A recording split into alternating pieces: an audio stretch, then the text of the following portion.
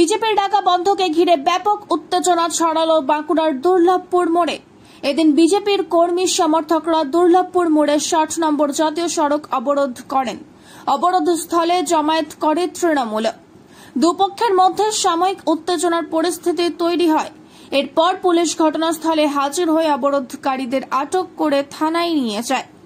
পরে ৬০ নম্বর জাতীয় সড়ক অবরোধ মুক্ত হয়।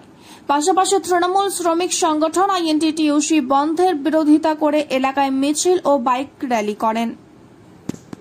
কোনো প্রভাবই পড়েনি এবং 2011 সালে মমতা বন্দ্যোপাধ্যায় ক্ষমতায় আসার পর বাংলায় যে একটা 34 বছরের সরকার ছিল যে বন্ধ বন্ধ বন্ধ, সেটা দিদি 11 সালে ক্ষমতায় আসার পর বাংলায় বন্ধ হয় না।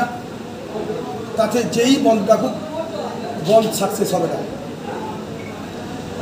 বিজেপি আজ একটা পথ অবরোধ করেছিল দুর্লভপুর মোড়ে, সেখানে দেখা গেল যে বিজেপির সাথে তৃণমূলের বেশ একটা উত্তেজনার পরিস্থিতি তৈরি হয়। কি বলেন? আমরা যখন মিছিল নিয়ে যাই বিজেপির কাউকে দেখতে পাইনি। রোড বন্ধ যারা করেছিল আমরা তাদেরকেও দেখতে পাইনি। আমরা যে রোড ক্লিয়ার করে দিয়েছি, কোনো জায়গায় রোড বন্ধ নেই। দোকানপাটি আমরা খোলার জন্য সমস্ত জায়গায় বলেছি এবং রাস্তায় যানবাহন সুন্দর চলাচল করছে। শ্রমিকরা কারখানায় সুন্দরভাবে যাচ্ছে, কোনো অসুবিধা নেই।